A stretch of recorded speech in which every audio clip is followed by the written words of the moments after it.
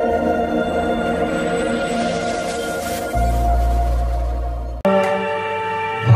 दुई टोका दुधक निगिरी पड़िला सीता ठाकुरानी चक्षु जुगल अंतर्चारी नारायण बसी पर सीता कथा मान माने चिंता करे प्रभु ज्ञान जे अधूरा भक्ति को बिना भक्ति आज अधूरा ज्ञान को बिना सैन सीता ठाकुरानी सीधा चलिले मां गौरी को पठक दुर्गा अन्य अवतार होती मां गौरी एक कथा सबु शास्त्र अच्छी भागवत दशम स्कंद लिखा जाइछि झियो माने भल बर पाइया को हेले मां कात्यायनी मां दुर्गा को उपासना करबा दरकार मां गौरी को पाखरे जाई पहुंची फूल तक पाद रे अजाड़ी देले आखिर लुह पड़ी गला गौरी स्तुति कले जय जय गिरिवर राज किशोरी जय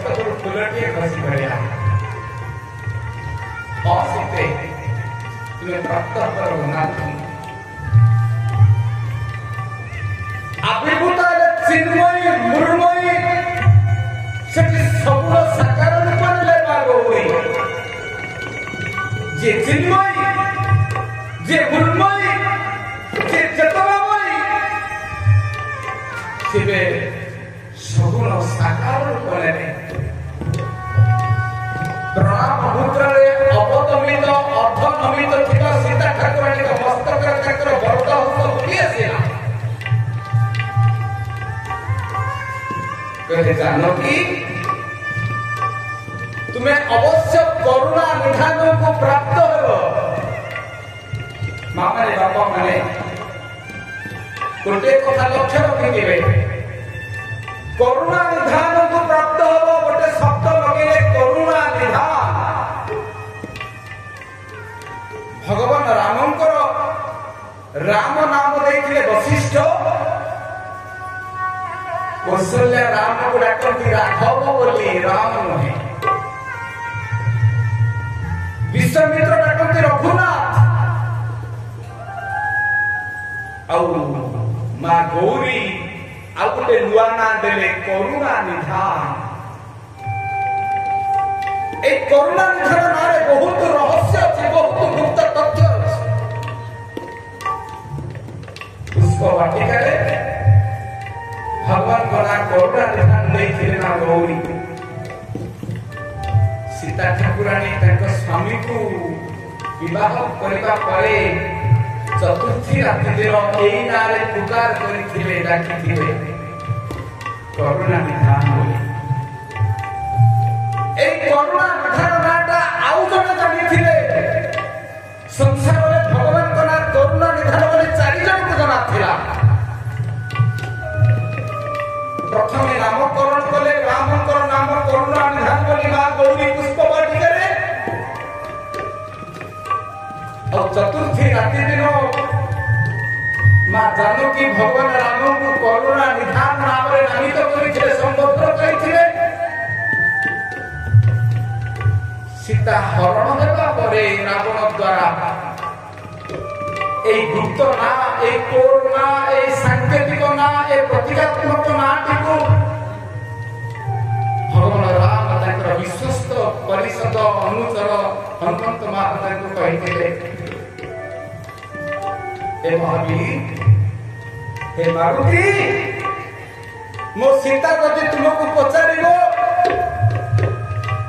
मु तुमको तीनोटी गुप्त कथा कहूची जहा को सुनिले से तुमको विश्वास करिवो ये रावण रो माया नुहे। हे महावीर तुम्हें सीता को कहिबो सुंदरकांड रे कथा सुनबे एक करुणा निधान नाटक के सुंदरकांड जाय लंबी जाई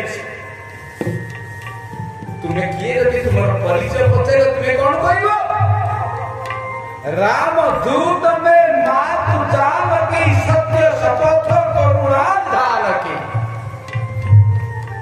हनुमान करुणा निधान का हनुमान को कहिथिले राम तो ये एमिति गोटे ना जे हमें तीन जन बंधु संसार रे मां दुर्गा गौरी रूप रे मो स्त्री सीता रूप रे मु राम अब तुम्हें चतुर्थ व्यक्ति है पृथ्वी रो आम चतुर्थी रातिर ए गुप्त नाटी आम स्वामी स्त्री को छड़ा के जानी नांती और जदि सीता को तुम्हें एई नाटी कहिबो से तुम विश्वास नेबे ये मायावी शक्ति में ये सत शक्ति का आउ गुटे ना कहिबो इंद्र को पुत्र जयंत जेतबे अरण्य कांड चित्रकूट रे ताको सम्मानित करतले कुंप मारी थिला सक्र सुत एक कथा केही जानिते लक्षण भी जाने नहीं केवल हम स्वामी स्त्री जानिछु तुम्हें तृतीय व्यक्ति सीता विश्वास करिबा न तृतीय कथाटी तृतीय गुप्त रहस्यटी तुम्हें ताकू मो मुद्रिकाटी को दबो कारण ए मुद्रिकाटा कौनसी व्यक्ति माया रे करि परिबो नाही। संत तुलसी रामायण एवं वाल्मीकि रामायण रे कथा सत्य मुद्रिकाटी शेषनागଙ୍କ फणानु आखिला सापर मणि हिसाବରେ जुगटिए सरी गला परे जे संता कारण भुजग शयनଙ୍କ पद्मनाभं सुनेशन अनंत नाग कोलरे शेषकर सज्जा परे क्षीर सागर रे जगनिद्रा रे साइक विष्णु को मथा ऊपर हजारटा फणा रे जे पंप भर्ती अनंत शेषनाग सबुले राम राम राम राम जपंती गोटे जुग सरी गला परे सेही जप शब्द राम ताको मणि फणा गोटे मणि ऊपर खसी पड़े सबुले राम राम जपुथिबा रामकर नाटा से मणि भितरे खोदित होई जाइछि आपे आपे सेटा को कहती सापर मणि शेषनागଙ୍କର मणिरे एक जन्मसिद्ध मुद्रिका जो मुद्रिका टिको भगवान राम लगे सारी की ଥିବା ବେଳେ ଜନ୍ମ ନେଇଛନ୍ତି କୌଶଲ୍ୟାଙ୍କ ଜଠରରୁ, ଯାହାକୁ ଜନ୍ମସିଦ୍ଧ ମୁଦ୍ରିକା ବୋଲି ନାମିତ କରାଯାଇଛି। ଏ ମୁଦ୍ରିକାଟି ବ୍ରହ୍ମା ସର୍ଜନା କରିନାହାନ୍ତି। ବ୍ରହ୍ମାଙ୍କ ସୃଷ୍ଟି ସର୍ଜନା ବାହାରେ ମୁଦ୍ରିକା ସାପର ମଣିରେ ତିଆରି, ଯୋଉଥିରେ ରାମ ଲେଖାଯାଇଛି। ଆଉ ତୁମେ ହନୁମନ୍ତ ମହାରାଜ ଏ ମୁଦ୍ରିକାଟିକୁ ଯଦି ତୁମେ ତାଙ୍କୁ ଦବ, ସେ ଠିକ ଜାଣିବେ ଇଏ ହଉଛି ମୋ ରାମଙ୍କର ମୁଦ୍ରିକା। ରାମଙ୍କର ମୁଦ୍ରିକା ଇନ୍ଦ୍ରଙ୍କର ପୁତ୍ର ଜୟନ୍ତର ଆପତ୍ତିଜନକ ବ୍ୟବହାର, କରୁଣା ନିଧାନ, ଏ ତିନୋଟି କଥା ମୋ ସୀତାଙ୍କୁ କହିଲେ ଅଶୋକ ବାଟିକାରେ ସୀତା ବିଶ୍ୱାସ କରିବ। ଆଉ ରାବଣର ମାୟା ବୋଲି କେବେ ହେଲେ ସେ ଅବିଶ୍ୱାସ କରିବ ନାହିଁ। ହନୁମନ୍ତ ମହାରାଜ ଆଜି ପୁଷ୍ପ ବାଟିକାରେ ସେଇ ସାଂକେତିକ ନାଁ, ସେ ପ୍ରତୀକାତ୍ମକ ନାଁ, ସେ ଗୁପ୍ତ ନାଁଟି କରୁଣା ନିଧାନ ନାଁଟି ଗୌରୀ ପ୍ରଦାନ କରିଥିଲେ। ତୁମେ ଅବଶ୍ୟ ପ୍ରାପ୍ତ ହେବ। ଏବଂ ପୁଷ୍ପ ବାଟିକାରେ ଫେରିଛନ୍ତି ଭଗବାନ। ଜ୍ଞାନଙ୍କ ସହିତ ଭକ୍ତିଙ୍କର ବହିରେ ବିଳ ହୋଇଛି, ଧନୁଷ ଆରମ୍ଭ ହୋଇଛି। ଏକ ମଞ୍ଜୁଷା ଉପରେ ଶିବଙ୍କର ସେଇ ଧନୁଟି, ଯାହାକି ତ୍ରିପୁରାସୁରକୁ ବଧ କରିବା ପରେ ରାଜା ଦେବରଥଙ୍କୁ ଶଙ୍କର ଭଗବାନ ପ୍ରଦାନ କରିଥିଲେ, ତାକୁ କେହି ଟେକି ପାରନ୍ତି ନାହିଁ। ମା ଜାନକୀଙ୍କ ବୟସ 3 ବର୍ଷ ହେଇଥିଲା ବେଳେ ସେଦିନ 3 ଦିନିଆ ବ୍ରହ୍ମସତ୍ର ଯଜ୍ଞରେ ଯୋଗଦାନ କରିବା ପାଇଁ ରାଜଶ୍ରୀ କ୍ଷୀରୋଦ୍ଧତ ଜନକ ଯାଇଥିଲେ। ଗଲାବେଳକୁ କହିଗଲେ ସୀତାଙ୍କୁ, ଆଲୋ ମା, ଏ ଧନୁଟି ଆମ କୁଳର ଦେବତା। ହଜାର ହଜାର ଲୋକ ହାତୀ ଘୋଡ଼ାଟାକୁ ଠେଲି ପାରନ୍ତି ନାହିଁ, ଟେକି ପାରନ୍ତି ନାହିଁ। ମୁଁ ତ 3 ଦିନିଆ ଏକ ବ୍ରହ୍ମସତ୍ର ଯଜ୍ଞରେ ଯୋଗଦାନ କରିବା ପାଇଁ ଯାଉଛି। ତୁ ସବୁଦିନ ସେ ଧନୁଟିକୁ ଫୁଲ ଟିକେ ପାଣି ଟିକେ ଛିଞ୍ଚି ପୂଜା କରିଦେବୁ, କାରଣ ଏ ଧନୁ ହଉଛି ଆମ କୁଳର ଦେବତା। ଅବୋଧ ଦୁର୍ବୋଧ୍ୟ ସରଳମଣା 3 ବର୍ଷର ଜାନକୀ ମହାରାଣୀ ସେଦିନ ସକାଳୁ ବାପା କହିଛନ୍ତି ଧନୁଟିକୁ ପୂଜା କରିବାକୁ ଗଲାବେଳେ ଦେଖିଲେ ସେ ଧନୁଟି 80 କାଳର ମସିଆ ଧନୁ ହେଇଛି, ମରି ଧୂଳି ବୁଢିଆରୀ ବସା। ସେ ବୁଝନ୍ତିନି ଧନୁଟା କେତେ ଓଜନ ବୋଲି, ସେ ବୁଝନ୍ତିନି ଧନୁଟା ଭିତରେ କେତେ ରହସ୍ୟ ଅଛି ବୋଲି। ତାଙ୍କ ଛୋଟ ମନ ନେଇ, ତାଙ୍କ ଛୁଆଳିଆମି ମନ ନେଇ ବାଁ ହାତରେ ସେ ଧନୁଟିକୁ ଧରି ଆଣିଲେ, ଡାହାଣ ହାତ ବି ନୁହେଁ। କେବେ ଧନୁଟା ଭାରି ଅପରିଷ୍କାର ହେଇଯାଇଛି, ଧନୁଟାକୁ ଝାଡ଼ି ଦେଲେ, ପରିଷ୍କାର କରିଦେଲେ। ଧନୁକୁ ତା ପୂର୍ବ ଜାଗାରେ ରଖି ପୂଜାଟିଏ କରିଦେଲେ। 3 ଦିନ ବିତିଗଲା। 3 ଦିନ ପରେ ଯେତେବେଳେ ରାଜଶ୍ରୀ ଜନକ ଫେରନ୍ତି, ଧନୁକୁ ଯେତେବେଳେ ପ୍ରଣାମ କରିବା ପାଇଁ ଯାଆନ୍ତି, ଆଶ୍ଚର୍ଯ୍ୟ ହେଇଗଲେ।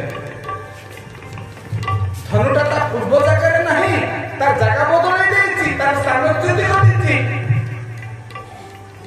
ଆରେ ପୁରୁଷ, ଇଏ ଏବେ 7ମ ପୁରୁଷ। ରାଜା ଶିରୋଦ୍ଧତ ଜନକଙ୍କର 7 ପୁରୁଷ ପୂର୍ବରୁ ଏ ଧନୁଟି ଆସିଛି। 7 ପୁରୁଷ ଧରି କେହି ଟେକି ନାହାନ୍ତି ଧନୁକୁ। 7 ପୁରୁଷ ଧରି ଗୋଟିଏ ଜାଗାରେ ଧନୁ ପୂଜା ପାଉଛି। ଆଜି ହଠାତ୍ ଧନୁଟା ତା ପୂର୍ବ ଜାଗାରେ ନାହିଁ କେମିତି? ଆରେ ମା ସୀତା କୋଉଠି ଅଛୁ? ଆଇଲୁ ମା।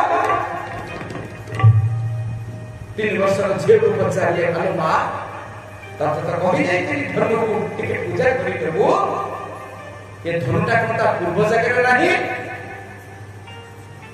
ସୀତା ଠାକୁରାଣୀ କିଛି ବୁଝିପାରିଲେ, କହିଲେ ବାବା, ଆପଣ ପରା କହିଥିଲେ ଧନୁକୁ ପୂଜା କରିଦେବାକୁ। ମୁଁ ସେ ଧନୁଟା ଟିକେ 80 କାଳର ମସିଆ ଧନୁ ହେଇଯାଇଥିଲା ତ, ତାକୁ ଆଣିକି ଟିକେ ପୋଛି ପୋଛା ଦେଇଛି ବାବା। ରାଜଶ୍ରୀ ଜନକ ବୋକାଙ୍କ କରି ଜାଣିଛନ୍ତି, କଣ ଶୁଣୁଛନ୍ତି? 7 ପୁରୁଷ ଧରି ସେ ଧନୁକୁ କେହି ଘୁଞ୍ଚାଇ ପାରିନଥିଲେ। 3 ବର୍ଷ ଗୋଟେ ଛୋଟ ଛୁଆ ତାକୁ ବାହା ହାତରେ ଆଣିକି ତାକୁ ଛାଡି ଛୁଟି ଦେଇଛି। ଅପଲକ ନିଷ୍ପଲକ ନେତ୍ରରେ ସେ ଚାହିଁଥିଲେ 3 ବର୍ଷର ଛୋଟ ଛୁଆ ସୀତା। ମନେ ମନେ ଭାବିଲେ ଇଏ ହଉଛି ସାଧାରଣ ଝିଅ ନୁହେଁ, ସାଧାରଣ ମନୁଷ୍ୟ ନୁହେଁ, ସାଧାରଣ ମାନବ ନୁହେଁ, ସ୍ୱୟଂ ଶକ୍ତି ଆଜି ମୋ ଝିଅ ରୂପରେ ଜନ୍ମ ନେଇଛନ୍ତି। ଯିଏ ୟାର ପାଣି ଗ୍ରହଣ କରିବ, ଯିଏ ବାହା ହବ, ସବୁବେଳେ ଝିଅଙ୍କ ଅପେକ୍ଷା ପୁଅଟା ସବୁଥିରେ ବଡ ହବାର ଅଛି, କନ୍ୟା ଅପେକ୍ଷା ବରଟା ସବୁଥିରେ ବଡ ହବାର ଅଛି। ମୋ ଝିଅ ଯଦି ତାକୁ ବାଁ ହାତରେ ଟେକିଲା, ତାର ଯିଏ ସ୍ୱାମୀ ହବ ସେ ଖାଲି ବାଁ ହାତରେ ଟେକିବନି, ଧନୁରେ ଗୁଣ ଚଢେଇବ। ଧନୁରେ ଗୁଣ ଚଢେଇବ ଯିଏ, ମୁଁ ଜାଣିବି ସିଏ ହଉଛି ମୋ ସୀତାର ଉପଯୁକ୍ତ ସ୍ୱାମୀ। କାରଣ ଝିଅ କନ୍ୟା ଅପେକ୍ଷା ବରଟା ସବୁଥିରେ ବରିଆର ହବା ଦରକାର। ଧନୁ ଭାଙ୍ଗିବାର ନିଷ୍ପତ୍ତି କଣ ପାଇଁ ନେଇଥିଲେ? କାରଣ ଯେହେତୁ 3 ବର୍ଷର ଝିଅ ତାକୁ ଟେକି ଦେଇଥିଲା, ସେହେତୁ ସେଇ ଦିନ ତାଙ୍କ ମନରେ ଆସିଥିଲା ଭାବନା, ଯିଏ ମୋ ସୀତାର ପାଣି ଗ୍ରହଣ କରିବ, ବର ହବ, ସିଏ ଏ ଧନୁରେ ଗୁଣ ଚଢେଇ ପାରିଥିବ ଯେମିତି। ଆଜି ସେଇ ଧନୁର ଅଭିଷେକ, ସେଇ ଧନୁର ଉତ୍ସବ। କାର୍ତ୍ତବୀର୍ଯ୍ୟ ସହସ୍ରାର୍ଜୁନ ରାବଣ ସମସ୍ତେ ଆସିଛନ୍ତି, ଗୋଟିଏ ପରେ ଗୋଟିଏ ଉଠିଛନ୍ତି, ଧନୁକୁ ଟେକିବା ପାଇଁ ଉପକ୍ରମ କରିଛନ୍ତି। ହଠାତ୍ ମା ଗୌରୀ ଚିନ୍ତା କଲେ, ଏଠି ବଡ ବଡ ବୀରଟା ଆସିଛନ୍ତି, ଯଦି ସେ ଧନୁଟାକୁ ଟେକିବାକୁ ସରିଗଲା, ମୁଁ ତ ବର ଦେଇଛି ନା, ମୋ ବରଟା କାଏମ ରହିବନି।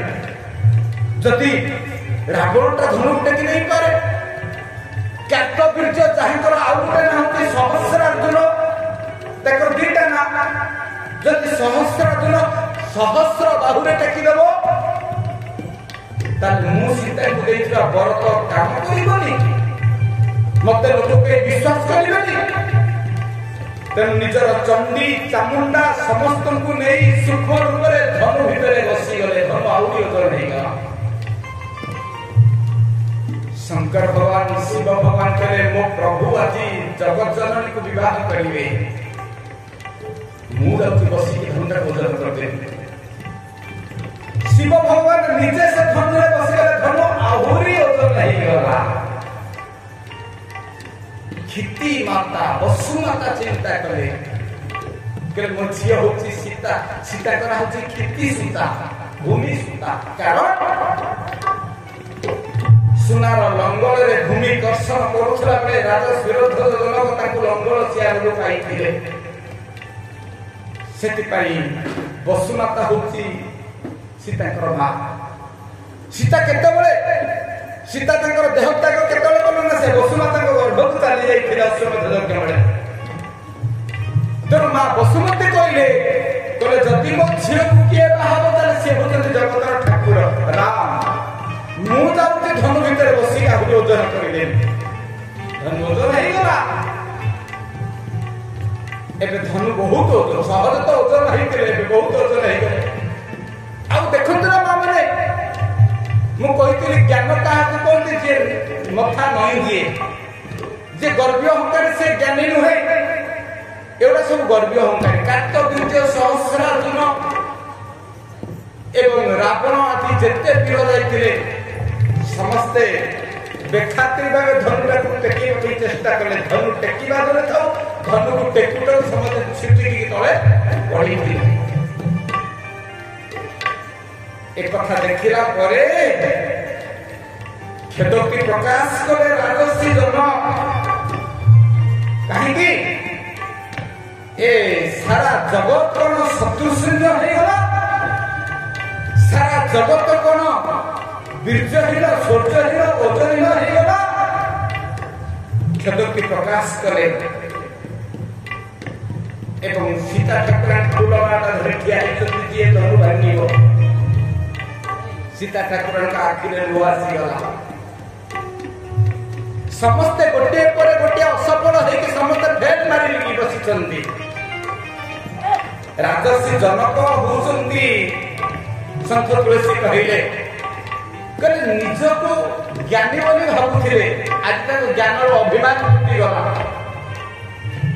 निजको वैराग्य बोली जी वैराग्य से झील बागर चिंता करिवो अरे मो मन में वैराग्य आसी मु कहीं चिंता करी जा करिवे प्रभु करिवे किंतु देखंतु ना धनु टेकिबारे समस्त असफल होला परे राजर्षि जनक असहाय हो पड़े मो झील कोन बाडग रही दिबो मो झील कोन सबुदिन अविवाहित रही दिबो एडे बड़ पृथ्वी रे जणे हेले केही नांती लक्ष्मण महाराज उठी पड़े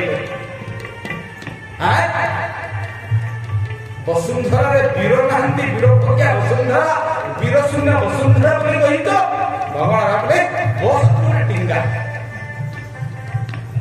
अरे बड़ भाई छी तू कोन लक्ष्मण होचंदी वैराग्यर आचार्य राम होचंदी ज्ञानर आचार्य सीता होचंदी भक्तिर आचार्य आज ज्ञान वैराग्य का हाथ को बस गुरुजन अछंती बड़ बड़ लोक अछंती सभारे जोटी गुरुजन थाके आमे हेटी मुंह करबा उचित नहे लक्ष्मण खट्टी टिके बसिले एबे विश्वामित्र उठिले के राजन कौन कहते वीर वीर नाहंती कई ए दुई जन वीर को आनी ना ए दुई जन को आप कौन पाई आनी चंती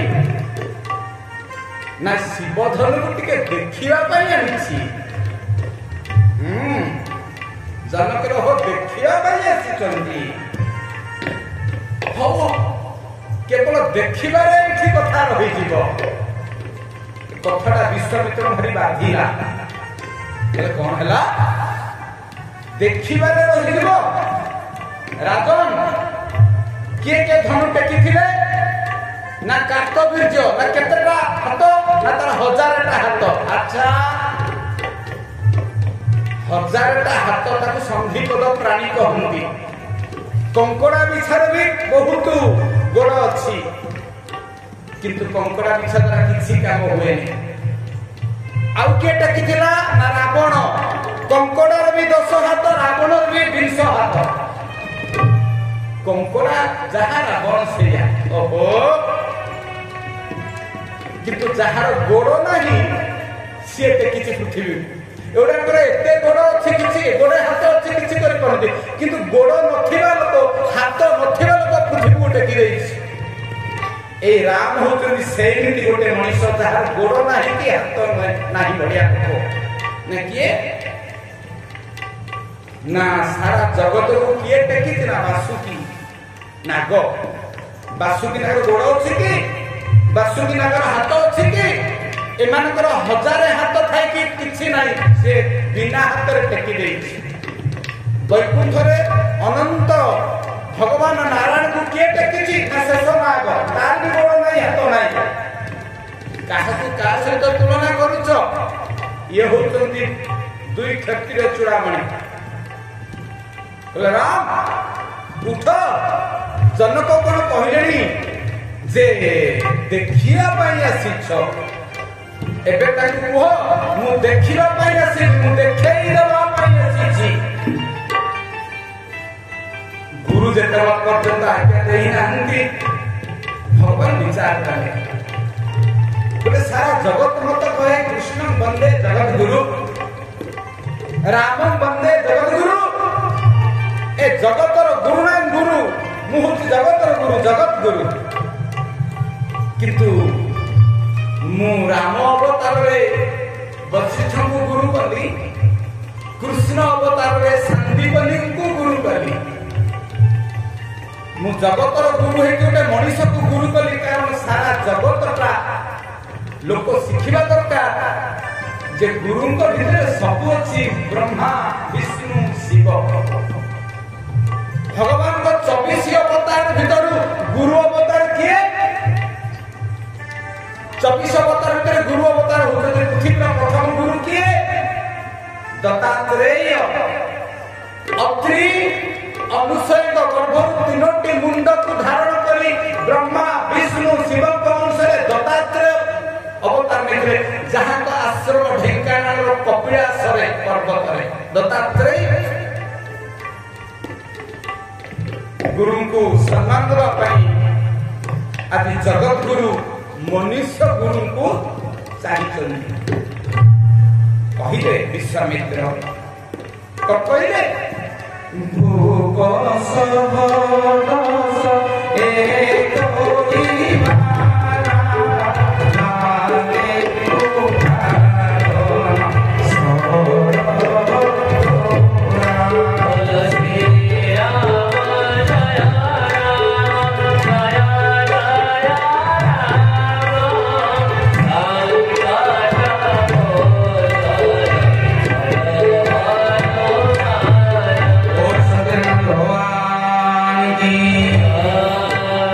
उत्तिष्ठ दासरथी जागृत प्रत्यवरान नीम भद उठ जागृत हो लक्ष्य स्थल लपंच पदे आगे चलो उठिले